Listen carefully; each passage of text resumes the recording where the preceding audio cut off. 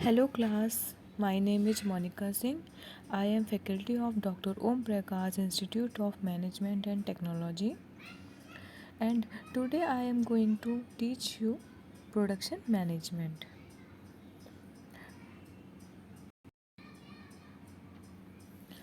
Now we will discuss about the nature and scope of production management. There are various type of nature and scope of production management. Firstly we will discuss about the product design. Product design क्या होता है?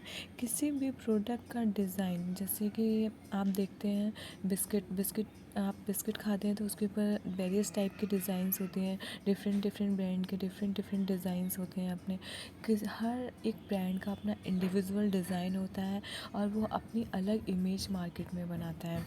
आपने कभी नहीं देखा होगा कि same design की बिस्किट अलग अलग ब्रांड में आपको देखने को मिलते हैं, ऐसा कभी पॉसिबल नहीं होता है।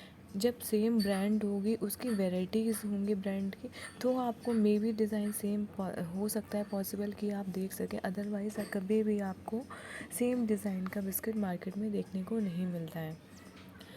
तो इसलिए प्रोडक्ट की जो डिज़ाइन होती है वो बहुत ज़्यादा इम्पोर्टेंस रखती है अपने अपने प्रोडक्ट की फ़ीचर्स के लिए, अपनी स्पेसिफिकेशन के लिए, अपनी एक इमेज फॉर्म करने के लिए मार्केट में। Second is process design. Process design क्या होता है?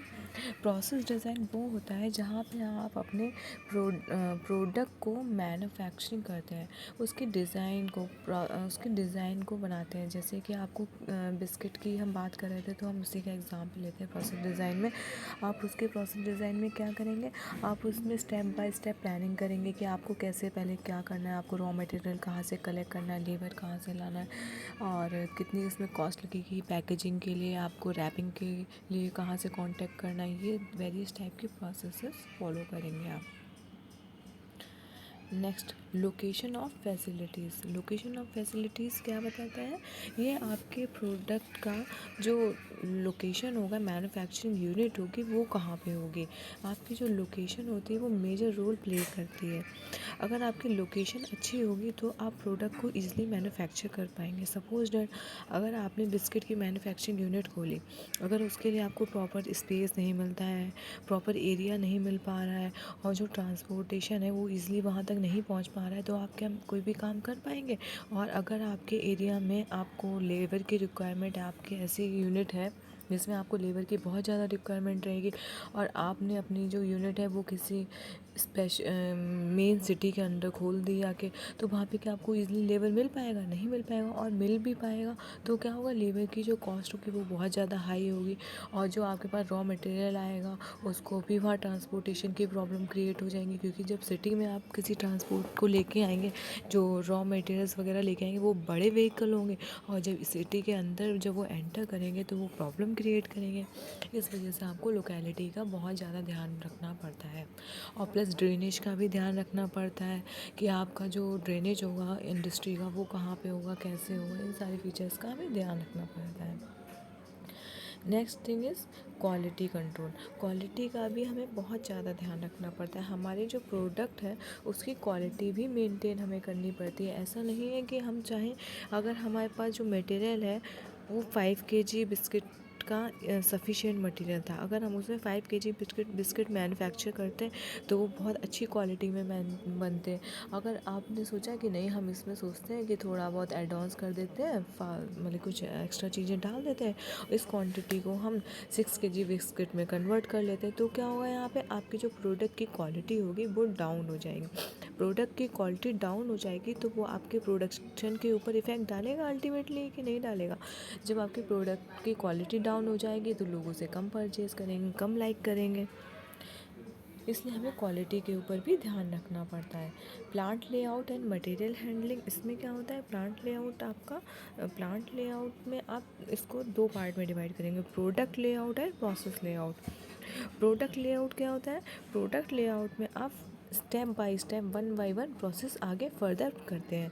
सपोज डैट आपके पास जो बिस्किट की हम बात कर रहे थे तो उसी का ही एग्जांपल कंटिन्यू करेंगे हम। इसमें भी बिस्किट बनाना है तो बिस्किट बनाने के लिए हमें क्या करना पड़ेगा, पहले व्हीट लाने पड़ेंगे, मिल्क लाना पड़ेगा, पानी की ज़रूरत पड़ेगी, हमको मशीनरी की ज़रूरत पड़ेगी, बेकिंग पाउडर की ज़रूरत पड़ेगी, और पैकेजिंग के लिए प्लास्टिक पैकेजिंग है तो प्लास्टिक की ज़रूरत पड़ेगी, पेपर पैकेजिंग है तो पेपर की ज़रूरत पड़ेगी हमें। इन सारी चीज़ों की रिक्वायरमेंट रहेगी। हमने ये सारी चीज़ें कलेक्ट कर ली। फिर सबसे पहले हम क्या करेंगे, जो हमने वीट कलेक्ट किया है उसको हम क्लीन करेंगे। तो हमने उसके लिए एक प्लांट लगा दिया, एक मशीन लगा दी जिसमें हमारे गेहूँ की सफाई होगी, ठीक है। फिर नेक्स्ट स्टेप क्या आएगा, सफाई होने के बाद क्या होगा, वीट हमारा फ्लोर आटे में कन्वर्ट कराया जाएगा मशीन के थ्रू। तो सेकेंड स्टेप में क्या होगा, वो आटा बनाया गया उसका।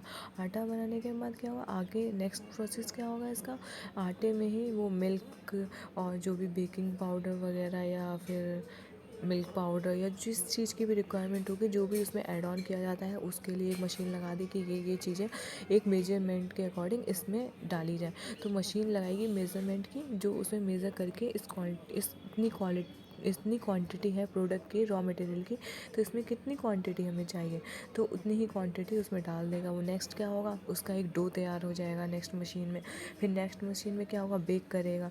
फिर नेक्स्ट क्या होगा, एक क्वांटिटी फिक्स्ड क्वांटिटी कर दी जाएगी। जैसे कि आप मार्केट में देखते हैं, आपके पास 5 रुपये का बिस्किट का पैकेट आता है, उसकी क्वांटिटी एक फ़िक्स होती है कि उसमें इतने बिस्किट होंगे। एक आता है 10 रुपये का बिस्किट का पैकेट, उसकी क्वांटिटी एक फ़िक्स होती है कि 10 रुपये की पैकेट में इतने बिस्किट होंगे आपके पास। इसी तरीके से जो आपकी पैकेजिंग होती है उसमें क्वांटिटी डिसाइडेड होती है ना, तो हम नेक्स्ट स्टेप पे क्या करेंगे, क्वांटिटी डिसाइड वाली मशीनरी लगाएंगे, जहाँ पे वो बिस्किट की क्वांटिटी डिसाइड करके वहाँ पे अपना पार्टीशन कर दे। और नेक्स्ट प्रोसेस में क्या होगा, उसकी पैकेजिंग होगी। तो ये जो स्टेप बाय स्टेप हमने आपको एग्जांपल दे के बताया, फर्दर प्रोसेस हो रहा था, तो ये सारा आपका किस में आएगा, प्रोडक्ट लेआउट में।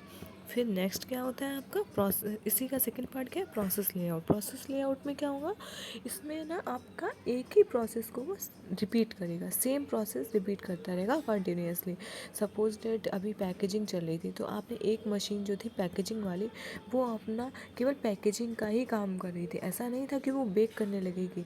हमें ज़रूरत है कि बेकिंग मशीन अभी बिज़ी है, हमें थोड़ा एक्स्ट्रा काम आ गया था, तो चलो हम पैकेजिंग वाली से बेक करा लेंगे। तो ये पॉसिबल नहीं है। जो बेकिंग करता है वो बेकिंग ही करेगा, वो कंटिन्यूसली बेकिंग का ही प्रोसेस कराएगा। और जो भी एक मशीन कंटिन्यूसली प्रोसेस करती है उसे हम प्रोसेस लेआउट में लेते हैं। मेंटेनेंस मैनेजमेंट में क्या होता है, मैनेजमेंट में हम अपनी मशीनरी, अपने जो इक्विपमेंट्स होते हैं हमारी इंडस्ट्री में जो यूज़ हो रहे हैं, उनका हमें ध्यान रखना पड़ता है। उन्हें टाइमली उनका सर्विसिंग कराते रहना चाहिए, उनका मेंटेनेंस देखते रहना चाहिए, उन्हें रेस्ट भी देना चाहिए थोड़ा सा, जिससे कि वो लॉन्ग लास्टिंग आपके साथ काम कर सकें, आपके लिए अच्छा आउटपुट परफॉर्म कर सकें। ज़रूरी नहीं है कि जब उनमें कोई कमी आए या कोई प्रॉब्लम क्रिएट करें या वो डैमेज हो तभी आप उनकी सर्विसिंग कराएंगे, आप उससे पहले भी उनका मेंटेनेंस करा सकते हैं।